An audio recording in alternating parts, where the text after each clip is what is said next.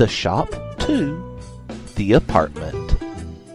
Written and read by W.P. Thrift. You can find me at Lantis Armstrong on Twitter.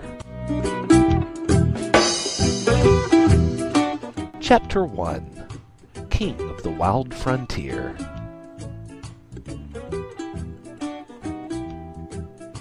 The Valdivian rainforest in South America was hot as hell today as a band of guerrilla mercenaries traveled up the Chilean coast. They were all weighed down by more than 50 pounds of gear each, causing their footsteps to crunch down heavily upon the dead foliage on the ground. All plants in the underbrush choked out by the thick walls of vibrant green life overhead. Leaves of the palm Euterpe precatoria tree, to be precise, which blotted out all but the faintest streams of sunlight, while also providing a thick amplifier for the cries coming from jungle birds. The bolstered sound making the birds all seem much closer to the mercenaries than they actually were. The gear they carried in their backpacks, and numerous large pockets on their camouflage vests, was everything they'd need to survive, which was 1 part dried fruits to every 4 parts ammunition.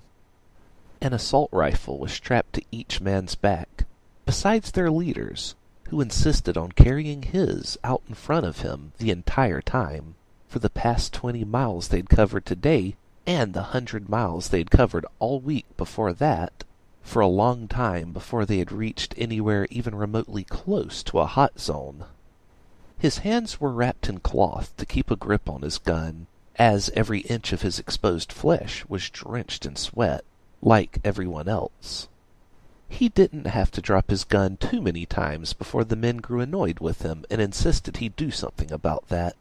But while they were prepared for anything, he was prepared to shoot at anything.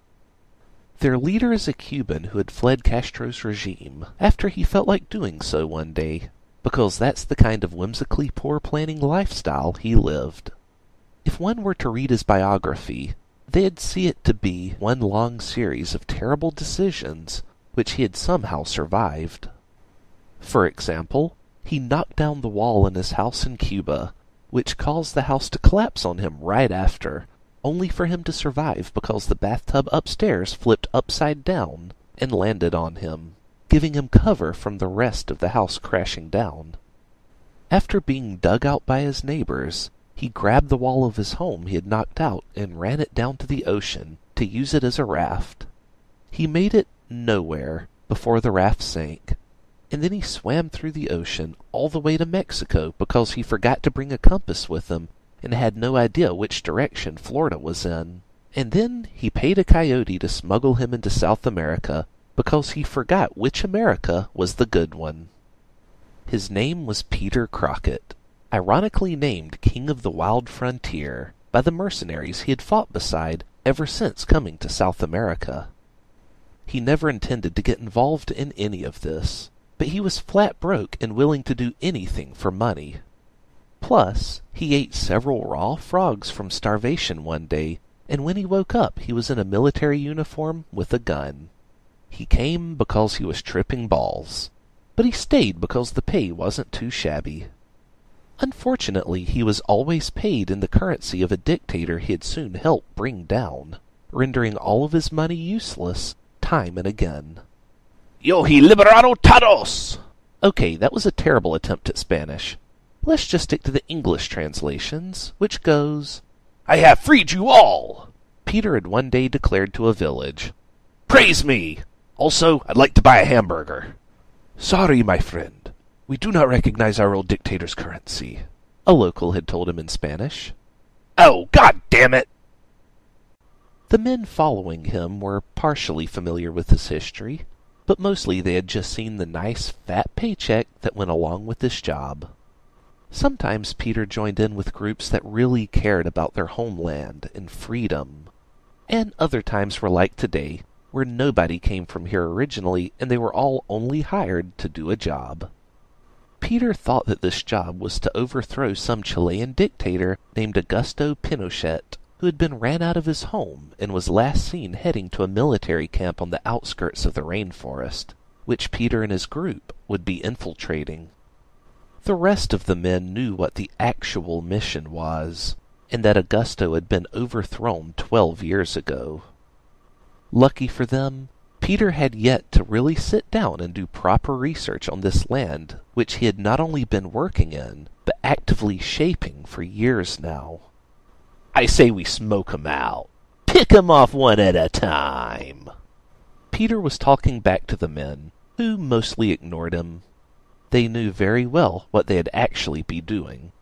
"Or, better idea, just use the fire used to create said smokescreen to burn the entire camp to the ground.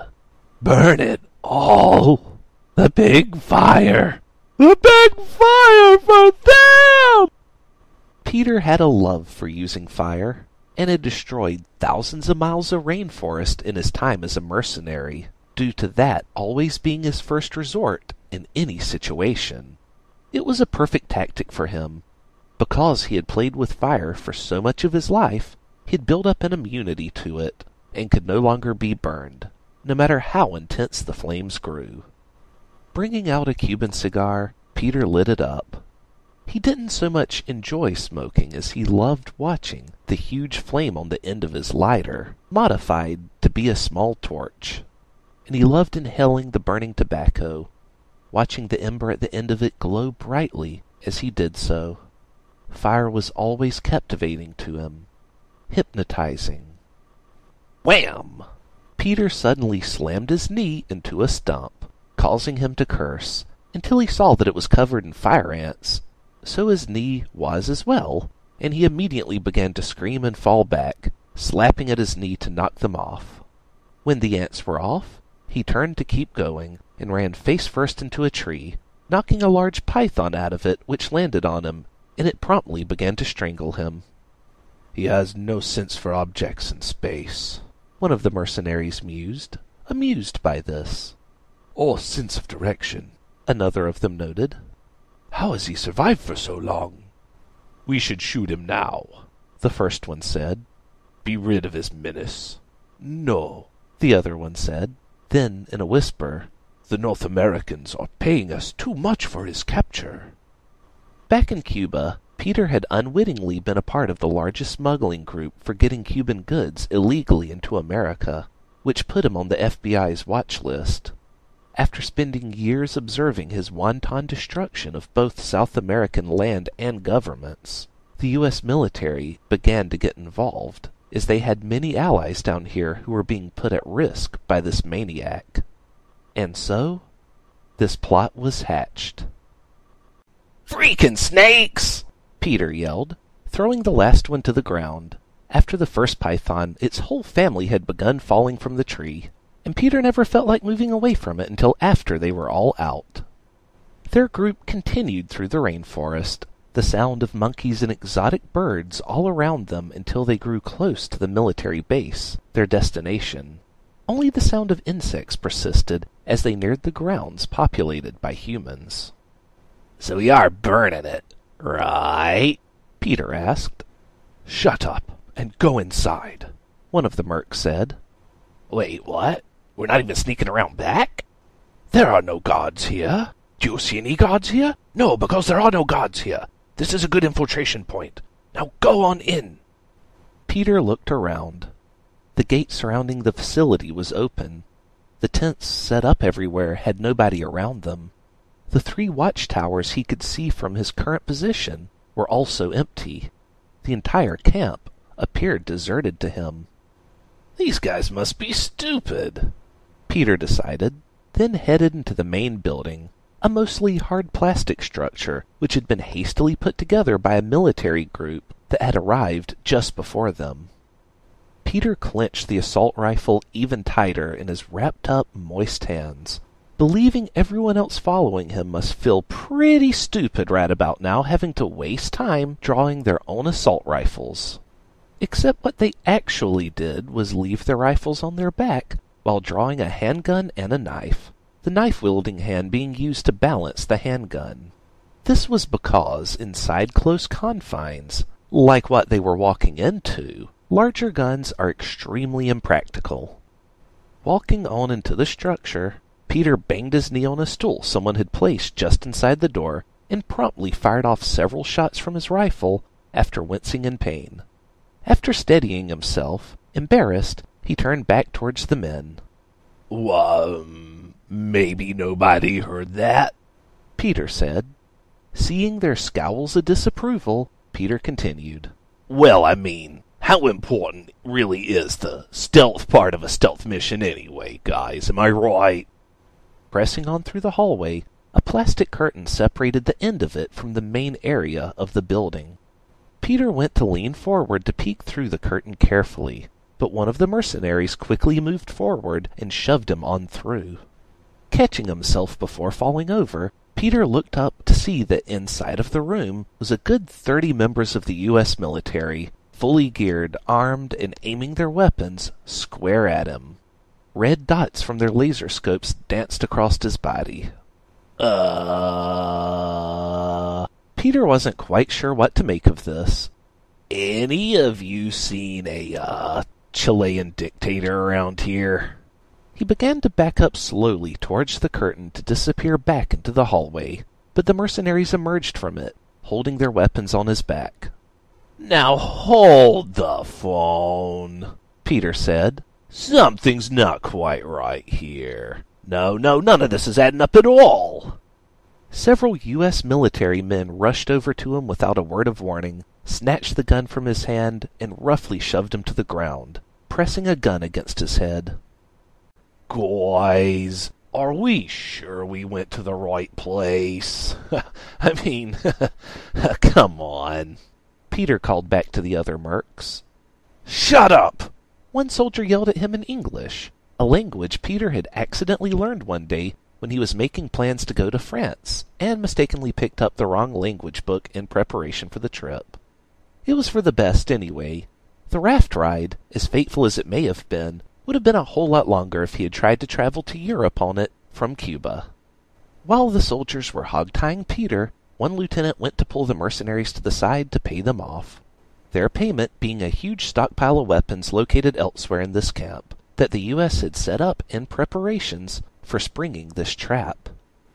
It was all necessary.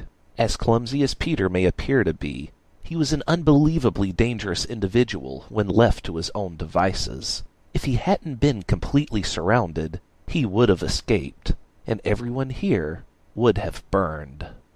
But the trap had gone off without a hitch, and now he was being carried out to the military convoy trucks, waiting for him just outside, which would transfer him back to the U.S., where he'd be imprisoned for a long time to come. Cattailville, a town in rural Georgia in the United States, was a quiet and peaceful neighborhood during the day and an incredibly dangerous hive of monsters at night. From the stretch of midnight to 3 a.m., the witching hours, no human citizens ever dared to step outside unless there was something very wrong with them.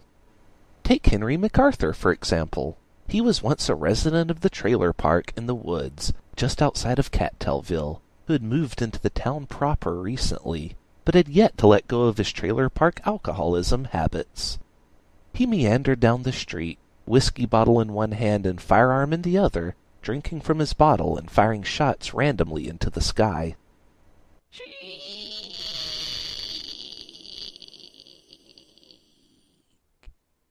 The sound of metal scraping against the pavement came close to catching his attention, but Henry just assumed the whiskey was causing his tinnitus to act up again. He cursed the ringing in his ears, and also cursed his boss, and his co-workers, and the stupid customers he had to deal with all the time at the Circle M, a gas station he had worked at since moving into town. The Circle M was a miserable dump, where, at night, before midnight of course, the local teens would gather to smoke meth. This was not only known, but the gas station was named after it. The M in Circle M stood for meth. His boss, Janbert, marketed it this way deliberately, believing attracting drug addicts would get them to buy from her store. Of course it didn't, because they spent all their money on meth, but it did help them move more products. The teens would enter the store for just long enough to shoplift all the snacks they could, while Henry would pretend like he didn't see them doing it. His paycheck was no bigger if he caught the shoplifters or not, so he just didn't have it in him to bother.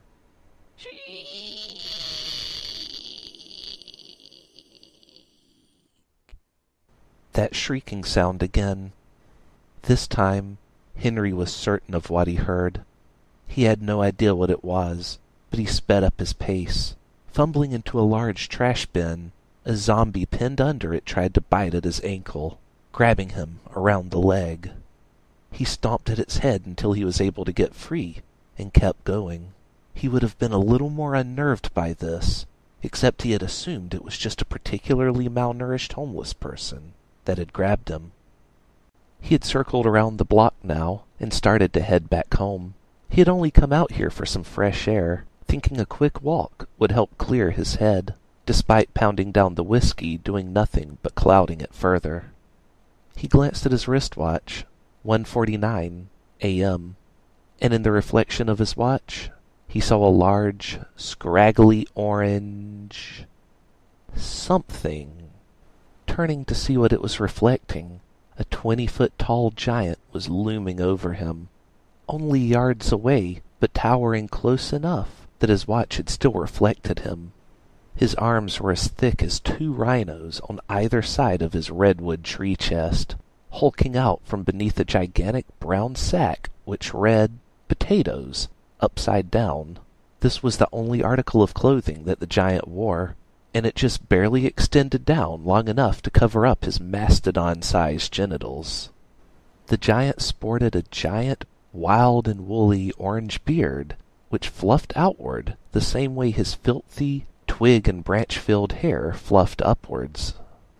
His mouth and left eye were sewn shut, but his right eye was as wide open as it could possibly get, and completely bloodshot, though Henry could barely make out how bloodshot it was, as the eye was pink, having been irritated by some infection. The giant drug an enormous battle-axe behind him, the titanium blade, dragging along the highway, being the source of the shrieking sound Henry had heard earlier. The double-sided blade was the length of a car, and the handle was a medium-sized tree. When the two locked, eyes to eye, the giant's breathing began to intensify. He took several small steps to close the distance between himself and Henry, and the massive axe he dragged behind him, which scraped along the ground as he walked, was lifted far into the sky, now easily reaching higher than the tallest buildings in Cattailville. Henry let out a blood-curdling scream, which startled the giant for just long enough for Henry to soil himself as he fell over, rolled back onto his feet, and dropped his whiskey bottle before taking off running. He fired backwards twice before his handgun was out of ammo. He suddenly wished he hadn't been randomly firing it into the sky earlier. He threw it down. It was useless to him now, and his palms were already so sweaty from fear that he couldn't keep a grip on it anyway.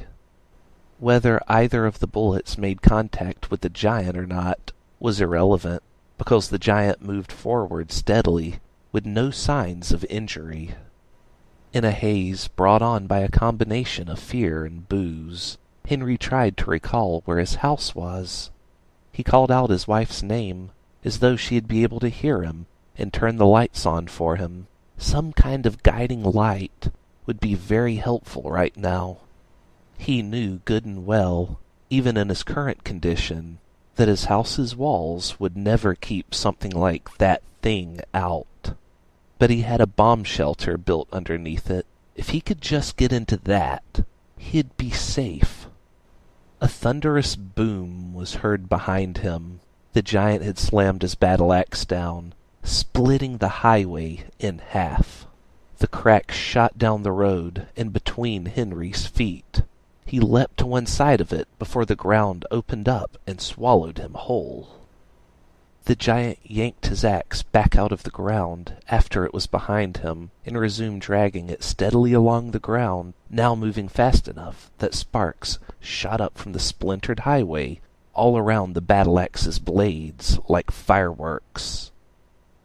The giant's breathing continued to intensify, now sounding as though he were panting. Of course, he wasn't panting. His lungs were the size of beach balls, both of them very strong.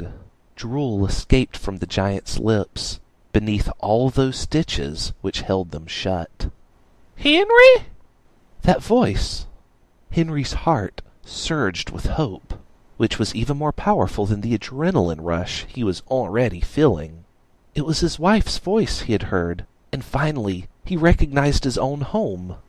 "Now I told you not to go outside after midnight, didn't I?" His wife scolded. He didn't even care that he was being bickered at. He was just so happy to see her. He screamed for her to run as he shot past her, tripping over the couch in the living room, and his feet smacked into their TV and knocked it off the stand. Of course, his wife saw this and immediately began to scold him further for his drinking. But before she could say too much, the giant smashed through the door frame and smacked Henry's wife out of the way with a hand the size of a love seat. His wife shot out of the room, and likely out of the house. Henry heard the wall splintering apart, but he couldn't be sure if his wife had only impacted the wall in the next room, or went on through it. Right now, he didn't care. He just had to get himself to safety. Forcing himself back up from where he had crumpled in the living room, he ran out of there to a door in a nearby hallway, the door to the basement. He ran down the stairs, nearly tripping and falling several times before he got to the bottom. He'd forgotten to turn on the light halfway down the stairs, and almost started running back up to grab it, until the giant smashed through the door frame at the top of the stairs and started stomping down them. The wooden stairs to the basement immediately shattered, and the giant fell free all the way into the basement, now on the same level as Henry. His stairs were destroyed. There was no way back out of here. The giant reached for Henry, whom, under normal circumstances, would have been very surprised at just how much poop he continued to be able to produce in his pants up to this moment. He left many surprises for the giant on the floor, falling out of his pants legs as he ran across the basement to the bomb shelter's entrance. It was unlocked. He just had to get the enormous safe door open. His bomb shelter was built to withstand a doomsday atomic strike on American soil, so the vault door was a thick 5 feet of lead capable of withstanding damn near anything. The giant was so close behind him, he felt moisture on his neck from the giant's breathing. He hurried into the vault, and the second he got that door closed, he began to hit all the locks and latches. He sealed it shut, and he was safe. He took a few steps back, feeling his accelerated heart rate, fearing that he may still succumb to an attack and pass out. But at least he was safe, completely away from that giant. Flipping on the light switch and looking into the bomb shelter at the shelves of canned food, he thought, after he took a moment to let himself calm down and change into some clean pants, he may have himself a can of peaches or something before he passed out for the night. He was going to stay in here for a long time, until he was absolutely certain the giant was gone. And maybe when he returned, he would even find out that his wife had survived. If she had, he did hope she'd understand why he had run off, and not give him too much hell about it. He had tried to warn her, after all. But at least, for now, Henry was safe. An ear-splitting shriek deafened Henry as the safe door was split in half. He hadn't heard the giant banging on the safe before this, because he hadn't been. The giant didn't need to wear down the vault door at all. A single swing was all it had taken him to split the door clean in half. The giant shoved the halves out of the way as he forced his gargantuan body into the bomb shelter, peering across it at Henry. Henry thought he had taken a step back, but was mistaken. What he was feeling was a phantom sensation of his legs still being attached to his torso, which they weren't anymore, as his upper body flew free after a horizontal slash from the giant. He'd never feel himself hit the ground. It was nothing personal. Like everyone else in this dog-eat-dog rat race of a world, the giant was just trying to make ends meet. He stalked the streets at night for fresh meat for his mom's fresh meat pies. You can buy one for just $3.50 during the day, and you may even be surprised at just how good they may taste. Watch out for the bones, though. The giant was Sweeney Matt, the demon meat locker employee of Lion Street, and now that he had done his job for the night, he could head back home.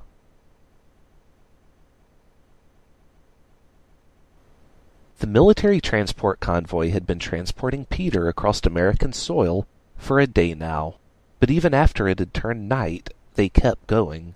This convoy didn't stop until it arrived at its destination, the prison, which was specifically designed to hold the worst of humanity in it. Peter was in chains inside one of the transport trucks. All of the others were full of armed guards, ready to fan out at the first sign of trouble. They knew Peter had allies, and had feared being attacked the entire time they were in South America. They all breathed easy when they got to Mexico, and much easier still when at last they arrived back on United States soil. Peter's mouth was currently muzzled, as he had sung Henry VIII non-stop for the first 1,000 miles of this trip, just to drive the guards surrounding him crazy. His wrists were bound together in shackles attached to a belt connected to a heavy jacket they had placed on his body. His legs were also bound, with a giant iron ball attached to those shackles, like a cartoon prisoner. He tried to say, "Hey, who am I? Hannibal Lecter!" Eh? But of course, he was gagged and unable to get those words out. Only a few hundred miles from their destination, the convoy was passing through a town. They had tried to avoid civilization during their transit, but this one town was just kind of stuck out in the middle of nowhere. The only road leading around it went in such a roundabout way that they would have added another 100 miles to their journey. So they just decided to drive on through. "What do you think the locals will make of this?" one of the guards asked. "It's 2 a.m. They're all asleep," another guard replied. "Too bad." The first guard smirked. "What's the name of this town again?" "It's named Cattailville, I think." The transport truck they were in abruptly stopped. They figured it was just a red light or something. That's the problem with not being on a freeway or a desert highway. You have all kinds of stop-and-go rules to deal with. This did make everyone nervous, as stopping for any reason could be bad news when carrying someone like this. But of course, they also firmly believed their nervousness was entirely unwarranted. They were far from South America now, so what could possibly happen? Assault rifle fire was suddenly heard outside, but from inside this truck, they couldn't hear the screaming. They did grab their weapons and hit the button to open the back hatch, filing out just as they had prepared in training. "We'll watch him. You just go." A guard volunteered himself and a friend. Machine gun fire joined in with the assault rifle fire, machine guns which were mounted on top of a few of the trucks. "What the fuck is going on out there?" a guard demanded of Peter. Peter mumbled his muffled words at the guy, and he reached down to pull the gag out of Peter's mouth through the bars of the face mask he had on. "I said," Peter began, "I ate his liver with some fava beans and a nice Chianti." "Ate who?" demanded one of the guards, totally not getting that it was a Silence of the Lambs reference. He had never been able to wrap his mind around the fact that Peter was not taking the situation serious at all. Suddenly, the truck they were in flipped upside down, and the bottom of it was torn completely off. Sweeney Matt stared down at the guards, his battle axe not present. In its place, rather, was a giant burlap sack full of people. He reached in to grab one of the guards and squeezed him to death before shoving him into the bag, while his friend opened fire on Sweeney. The bullets caused welts to form, as though he were being stung by mosquitoes. Sweeney grumbled at this and moved away from the truck long enough to finish his task. But he would be back. While the guard was busy freaking out about that, Peter had picked up the large iron ball he was tied to and shimmied along with his bound legs out the open back of the truck, scurrying off, free, into the streets of Cattailville. Glancing back at the carnage, Peter saw that the entire military caravan had been annihilated. Giant burning trucks were flipped over, all up and down the street. Very few soldiers still remained, and what was there were trying to regroup to figure out how to deal with this monster. Well, Peter evaluated, sucks to be them. And then Peter ran off into the night, freed from his captors. That concludes Chapter 1 of The Apartment. Tune in every Tuesday for new chapters. If you would like to reach me, you can do so at Lantis Armstrong on Twitter. That's LANTISARMSTRONG. Thank you for tuning in, and we hope you'll join us again for next week's chapter, Moving In.